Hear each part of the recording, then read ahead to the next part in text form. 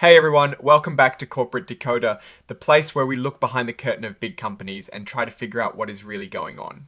Today we are diving into a filing from Rush Enterprises, incorporated a big player in the truck and dealership world, and let me tell you they have been busy tweaking their financial agreements. We are about to find out exactly what that means for them down the road. Before we jump in, if you like this kind of straight shooting analysis, make sure you hit that subscribe button and ring the bell so you never miss an update. Also, we have an awesome community Discord server linked in the description below where we dissect these reports together, so come join the conversation. Alright, let's get straight to it. On the 30th of September of 2025, Rush Enterprises, Incorporated and some of its related companies made a pretty significant change to their borrowing setup. This is called the Fourth Amendment to their credit agreement. Think of a credit agreement as the big contract that tells a company how much money they can borrow from banks, how they will pay it back, and what rules they have to follow. This is the fourth time they have gone back to this contract to make some adjustments, since it was first put in place back in 2021. So what exactly did this Fourth Amendment do? Well, the biggest news is they have managed to push back the date when this loan agreement is supposed to end.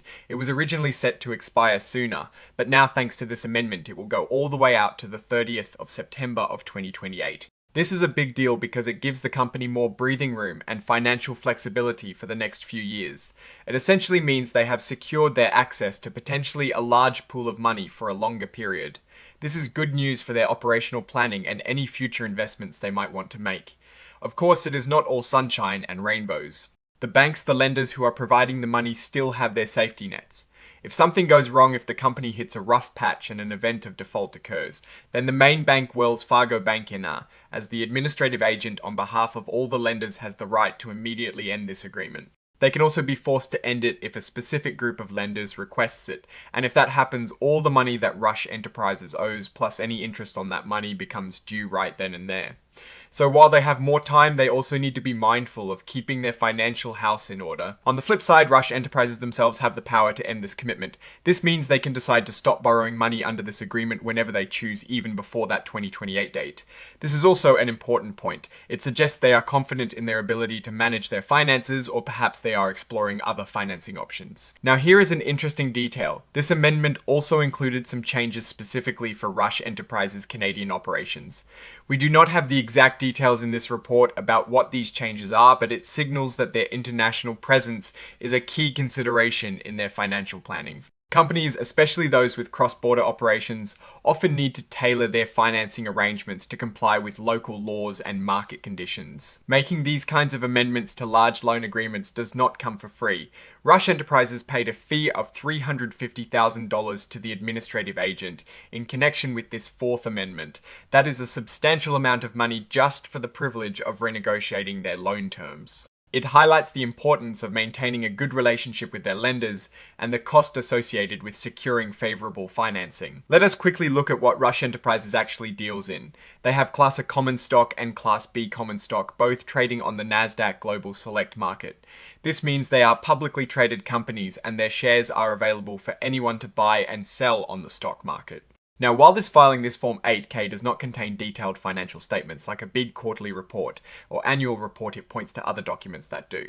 For us though, the most important takeaway from this specific filing is that they have successfully renegotiated their primary borrowing agreement, extending its deadline. This is a strategic move that likely supports their ongoing business operations and future growth plans.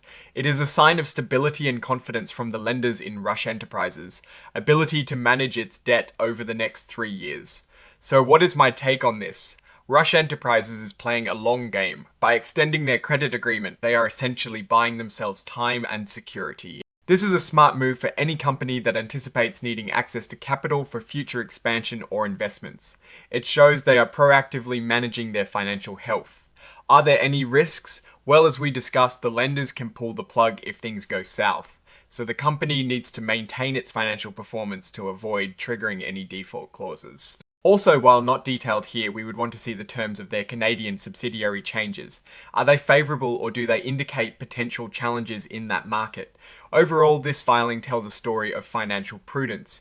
Rush Enterprises is ensuring its financial foundation is solid for the foreseeable future. It is not a dramatic announcement, but it is a significant one for the company S strategic direction. It is the kind of behind-the-scenes work that keeps a large business running smoothly. Alright, that is our breakdown of Rush Enterprises Incorporated S recent filing.